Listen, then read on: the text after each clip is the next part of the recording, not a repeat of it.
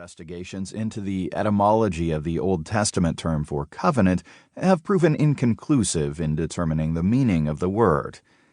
Yet, the contextual usage of the term in Scripture points rather consistently to the concept of a bond or relationship.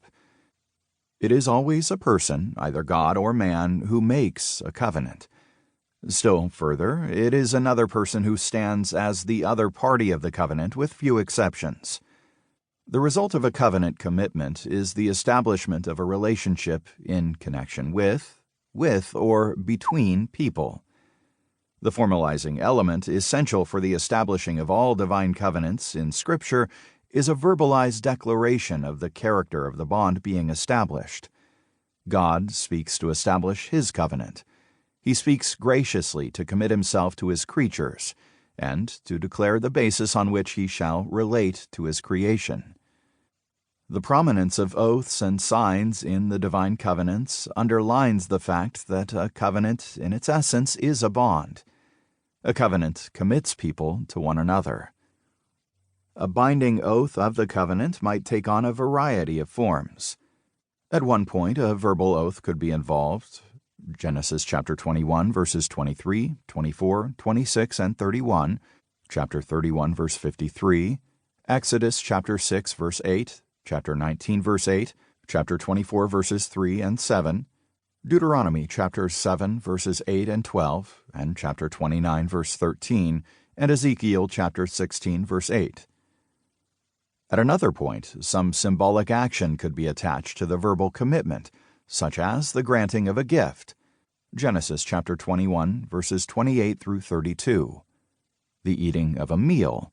Genesis chapter 26, verses 28 through 30, chapter 31, verse 54, and Exodus chapter 24, verse 11. The setting up of a memorial. Genesis chapter 31, verse 44. Joshua chapter 24, verse 27. The sprinkling of blood. Exodus chapter 24, verse 8. The offering of sacrifice. Psalm 50, verse 5. The passing under the rod. Ezekiel chapter 20, verse 37. Or the dividing of animals. Genesis chapter 15, verses 10 and 18. In several passages of Scripture, the integral relation of the oath to the covenant is brought out most clearly by a parallelism of construction. Deuteronomy chapter 29, verse 12. 2 Kings chapter 11, verse 4. 1 Chronicles chapter 16, verse 16. Psalm 105, verse 9. Psalm 89, verses 3 and 4. Ezekiel chapter 17, verse 19. In these cases, the oath interchanges with the covenant, and the covenant with the oath.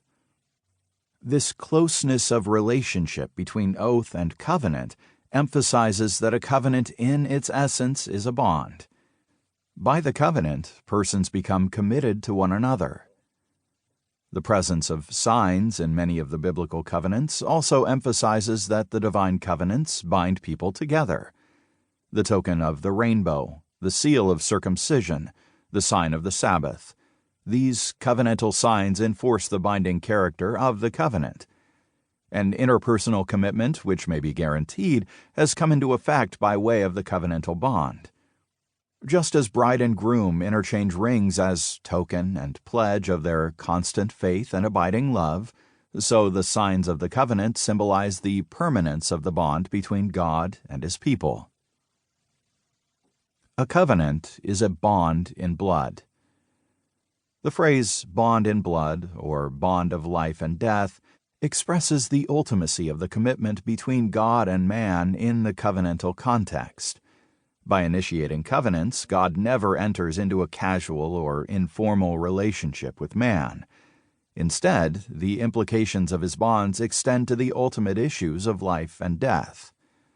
The basic terminology describing the inauguration of a covenantal relationship vivifies the life and death intensity of the divine covenants.